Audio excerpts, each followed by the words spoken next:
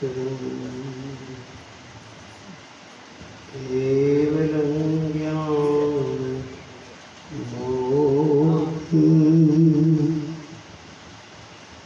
द्वन्द्वातीतं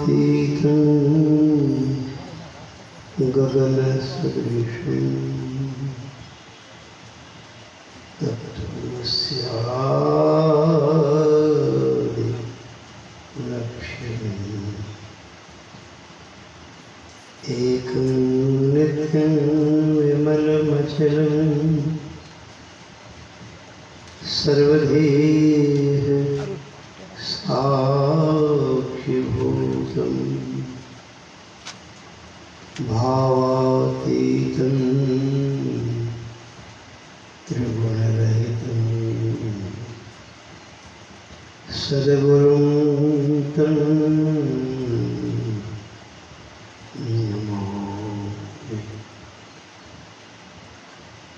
वन्दो गुरुपदकञ्ज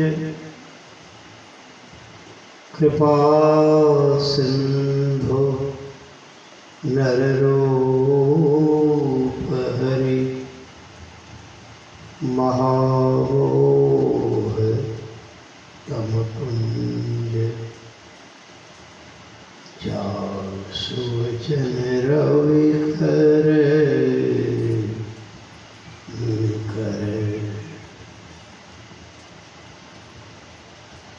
मंगलमूर्ति सद्गुरु मिलवे सर्वाधार मंगलमय मंगलकरण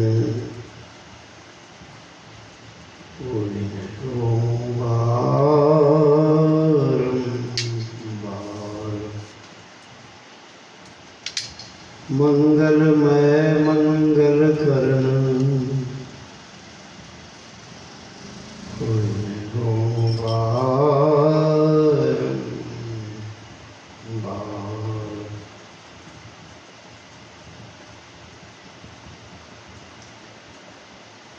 उपस्थित समादरणीय सत्संग प्रेमी सज्जन वृंद,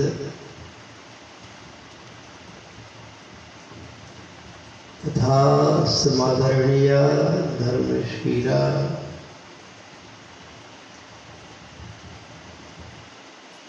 साध्वी देवियों,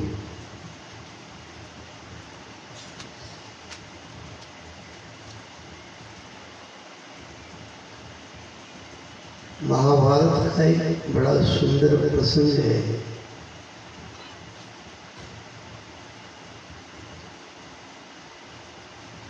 युधिष्ठिर, भीम, अर्जुन, नकुल, सहदेव, पांचों भाई पांडव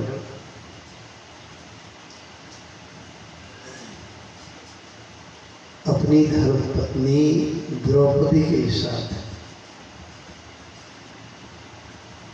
एक बार वन में वास कर रहे थे।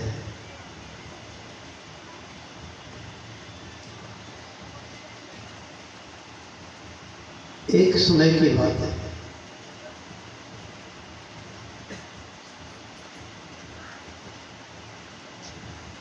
वे पांचों भाई पांडव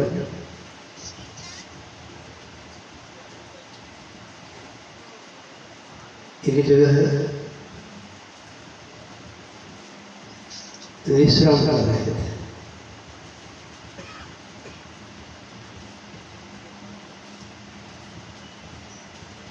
शीतल मंद सुगंध पवन बह रहा था।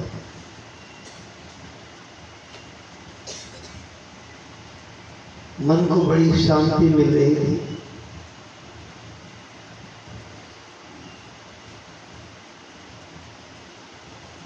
और उसी समय एक वयोवृद्ध ब्राह्मण देवता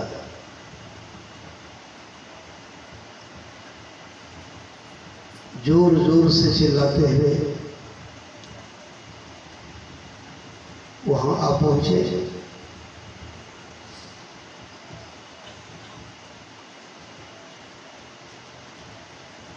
उन्होंने कहा,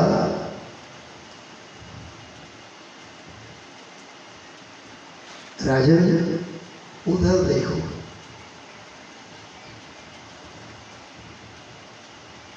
एक दिशा में संकेत करके उन्होंने कहा, उधर देखिए। पांच भाई देखने गए। ब्राह्मण ने कहा, वो हिरण भागा चला जा रहा है, देख रहे हैं मेरा अग्नि मंथन काष्ठ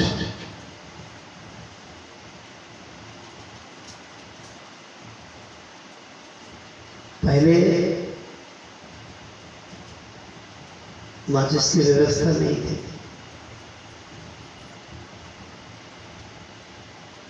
लकड़ी रखते थे, लकड़ी पर लकड़ी रगड़ करके आग प्रकट की जाती है।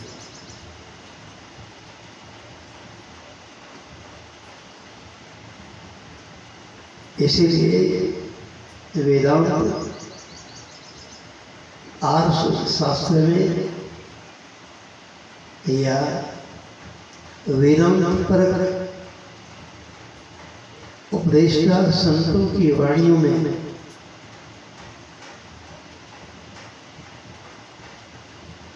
ब्रह्म के संबंध में कहा गया है, वो किस तरह सर्वत्र व्यापक हैं।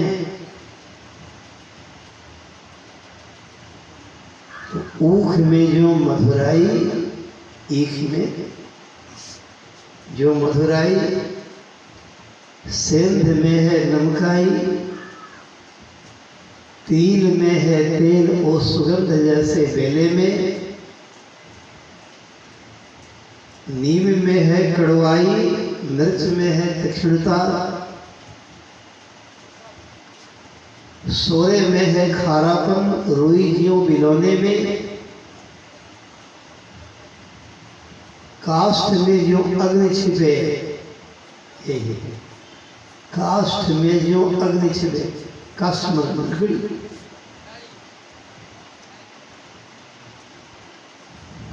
बीज माही वृक्ष छिपे, ऐसे ही श्री राम छिपे प्राणियों के झोले।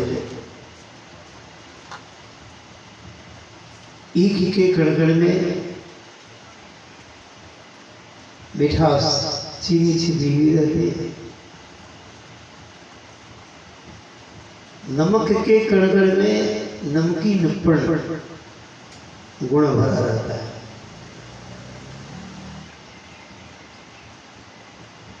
सोरे में खारापन, जैसे सेमल वृक्ष का अभी फूल का समय है और उसमें बिलोने लग रहे हैं, तो फूल में लगने वाले विलोने के अंतर्गत भीतर में जिस तरह से रुई भरी होती है, तिल में कणकण, तिल के कणकण में इस तरह तेल छिपा रहता है, समाया रहता है, दूध के कणकण में जिस प्रकार घी छिपा रहता है, प्रत्येक काष्ठ के कणकण में अग्नि जिस प्रकार छिपा रहता है, इसी तरह ब्रह्म जो सबसे बड़ा है, सबसे बड़ा किसी से आप पूछें सबसे बड़ा क्या है, तो सबसे बड़ा मंडल है आकाश का।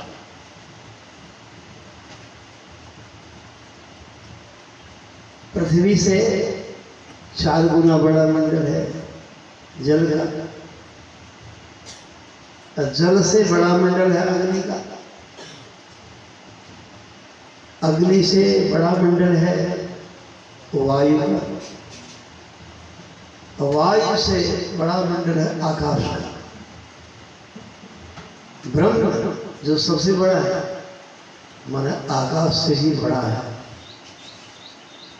अब आकाश एक ही नहीं है, आकाश, पराकाश, महाकाश, सूर्याकाश, परमाकाश।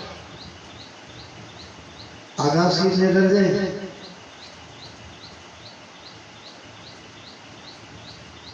तो ऐसे ऐसे 100 करोड़ आकाश जिसमें अटे होते हैं। हाँ, उसी को कहते हैं ब्रह्म। गगन सदृशम, आकाश की तरह। आकाश 100 करोड़ आकाश उस ब्रह्म में, परमात्मा में अटे होते हैं। और जो जितना बड़ा होता है तो बड़ों की विशेषता होती है कि अपने से छोटे के कण कण में वो समाया रहता है। वो कौन बड़ा आदमी? कोई कहे अपने मन ही मन कि हम सबसे बड़े वर्ण के हैं, कुल के हैं, हम सबसे बड़े धनवान हैं, सबसे बड़े विद्वान हैं, हम सबसे बड़े गुणवान हैं, हम सबसे बड़े कलाकार हैं, मतलब सब तरह से हम सबसे बड़े हैं। वो कौन सबसे बड़े हैं? जो सबके दिल में समा नहीं सका।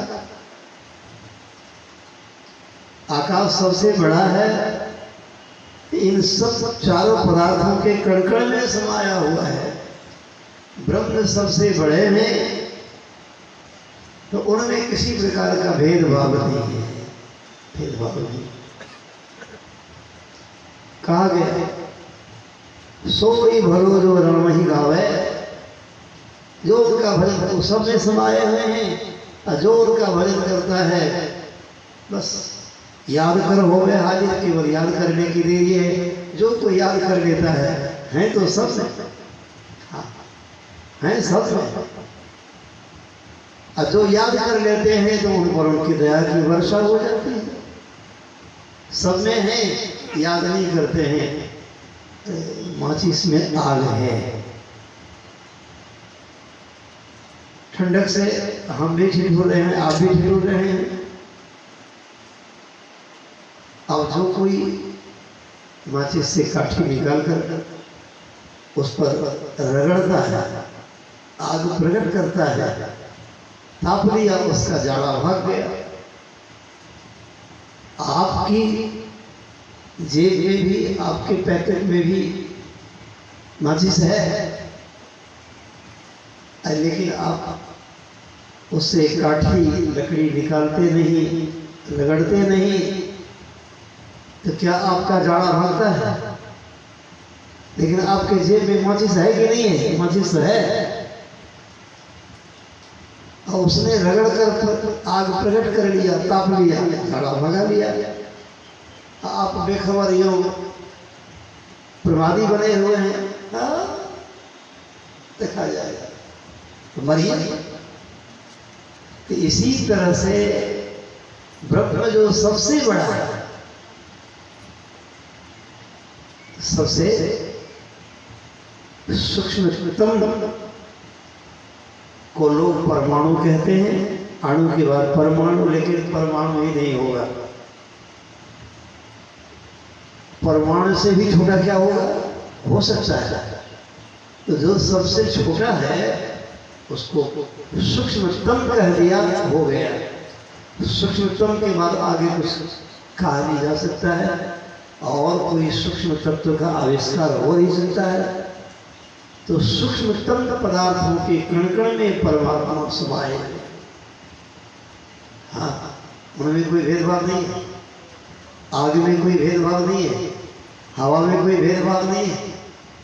मनुष्य भी जो कोई समझता है कि हम सबसे बड़े हैं, तो बड़ाई उसकी तब देखी जाती है जो किसी से घृणा नहीं करते, किसी से राग नहीं करते, किसी से द्वेष नहीं करते, सबको गले लगाते, सबसे प्यार करते, सब पर दया करते, सब पर कृपा करते, सबका परोपकार करते, सबकी भलाई करते, वही उनकी बढ़ी।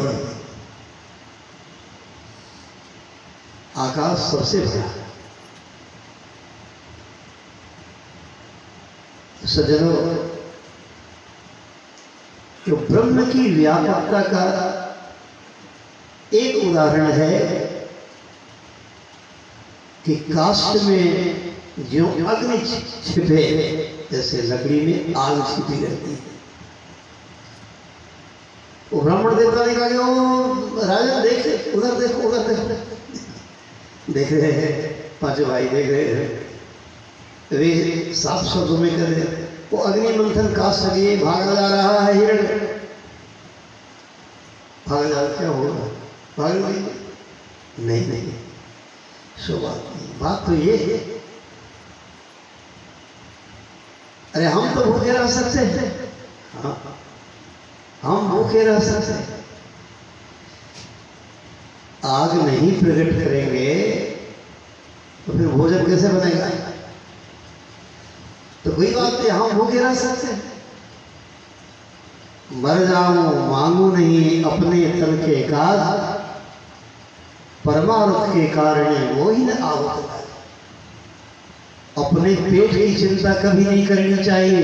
जो पेट की चिंता करता है वो देवता के शरीर से, मनुष्य शरीर से च्युत होकर शुकर कुकर योनि में चला जाता है। यहाँ तक कि विष्ठा का कीड़ा बन जाता है, पैखाना का कीड़ा बन जाता है, जिसके तौर में भोजन, ऊपर में भोजन, आगे भोजन, पीछे भोजन, दाएं भोजन, बाएं भोजन, एकदम भोजने में लटपटाए रखाओ, कितना खा दिखाओ। ये दुर्दशा क्यों हो जाती है? कभी आपने चिंतन किया?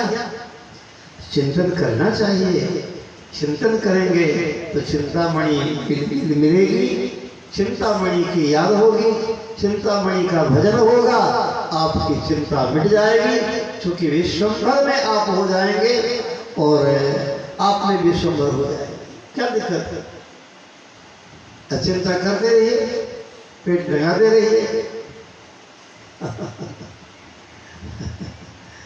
आप लोग सोचेंगे कि बाबा आप लोग भोजन की चिंता करते हैं कि नहीं? हो सकता है किसी के मन में हुआ होगा कि बाबा आप तो सफाई दे रहे हैं, तो आपको भोजन की चिंता है कि नहीं? सज्जनों, यदि भोजन की चिंता करता तो साधु नहीं होता। याद रखें, जो भोजन की चिंता करेगा वो साधु नहीं होगा, कभी नहीं होगा, कभी नहीं होगा, कभी नहीं। वेश बना लिया तो क्या होगा? जो भोजन की चिंता करेगा उससे साधना नहीं होगी, ध्यान भजन नहीं होगा, परमार्थ नहीं होगा। हाय पेट की, हाय पेट, हाय पेट की, हाय पेट, कुछ नहीं होगा।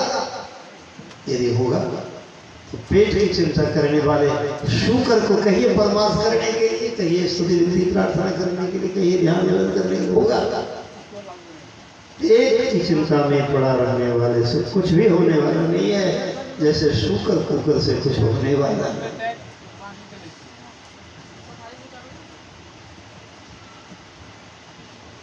हाँ, परमार्थ अपनी चिंता। ब्राह्मण ने कहा कि हमें अपनी चिंता नहीं है। चिंता ये है कि वो हिरण अग्नि मंथन काष्ठ के लिए भागा जा रहा है। अब आग कैसे प्रकट होगी? आग नहीं प्रकट होगी तो फिर यज्ञ कैसे होगा? हवन कैसे होगा? देखिए, हम उस देश के वासी हैं, हम उस देश के नागरिक हैं जहाँ के बारे में हमारे आर्ष ग्रंथों में ऋषि मनीषियों ने कहा है, अग्निर्देवो द्विजाति नाम।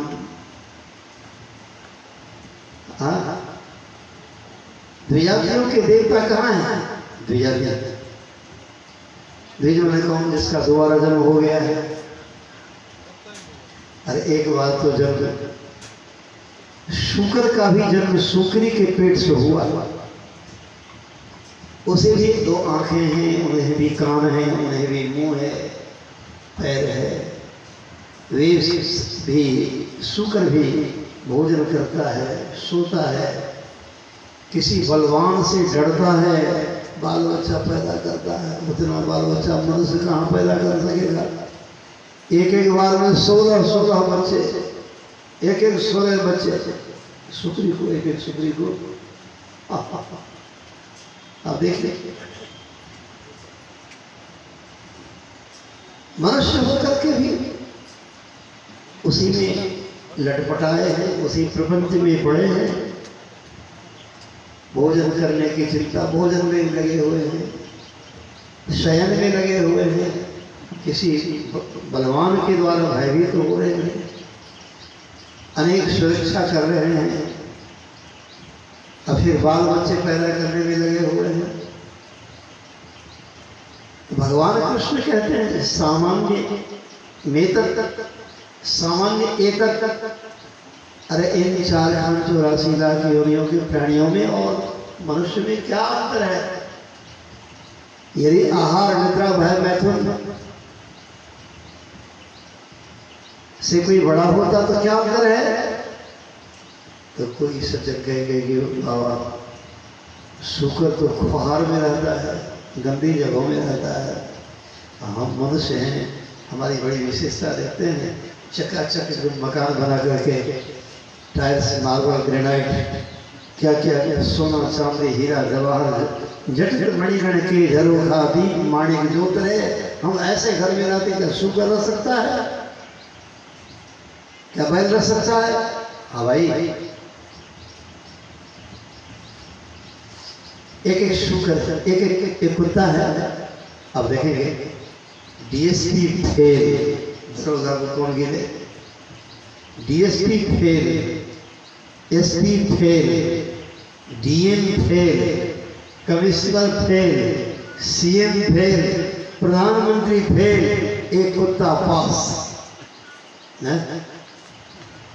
नहीं पता लगा सर, किसी से पुकारे पता नहीं लगा, अब कुत्ता पता लगा दिया, कुत्ता पता लगा दिया। अब देखिए वो कुत्ता कहाँ रहता है? लवारिस कुत्तों की तरह।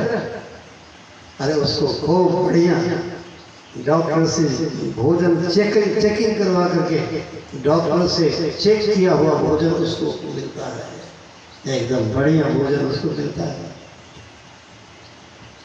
बढ़िया घर मकान में रहता है, ऐसी घर मकान में रहता है। देखिए तो घर मकान का सुख तो कुत्ता भी भोग रहा है।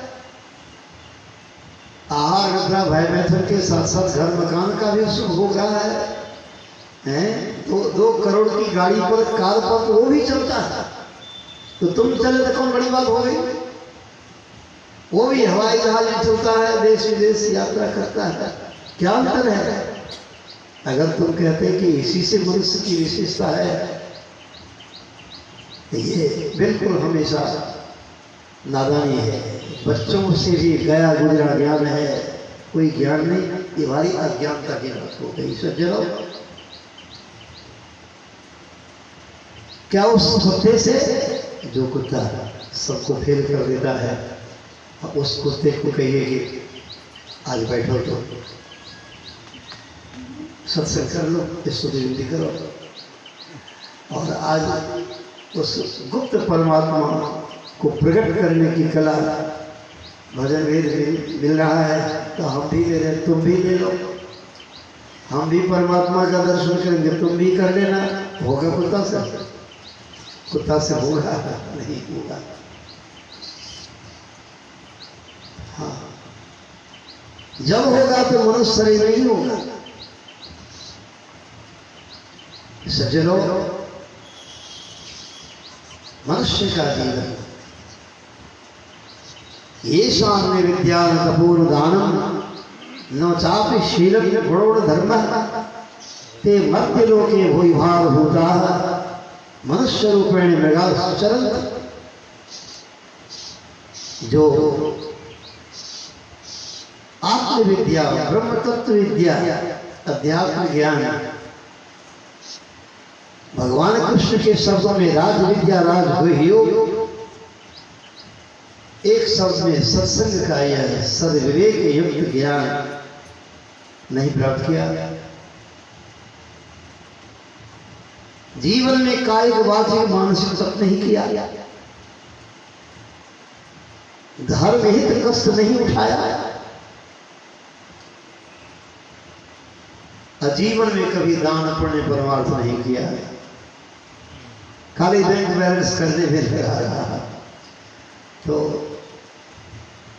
3 नंबर की कमाई कमाया और सरकार को टैक्स दे दिया तो तुम्हारी कमाई व्हाइट हो गई, तो बात नहीं है। कमाई तो व्हाइट होती है, रुपये पैसे धन पवित्र होते हैं, धना धर्म जब कर पवित्र कछु दान, तो हाथ से कुछ दान परमार्थ कर रहे हैं ना, तो पहले तो हमारा आपका हाथ पवित्र हो जाता है, हाथ पवित्र हो जाता है,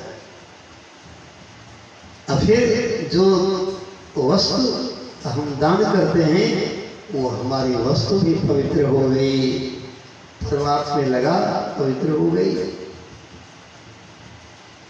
ब्राह्मण ने कहा कि अग्नि मंथन काष्ठ के लिए भागा जा रहा है हिरण, अब यज्ञ नहीं होगा। अग्निर्देवो द्विजाति नाम इसीलिए कहा गया है। दोबारा जन्म जिसका होता है वे द्विज कहलाते हैं। द्विज, द्वि जोड़ जो, द्विज, द्वि मन दूसरा, जो मन जन्म। एक जन्म तो मां के पेट से सबका होता, सुने अभी आया। ब्रह्म तत्व दर्शी संत सदगुरु, वेद पारदर्शी, हाँ वेद तत्व वेदता ब्रह्मज्ञानी के द्वारा जब दीक्षा मिलती है तो उससे दोबारा जन्म हो जाता है। दोबारा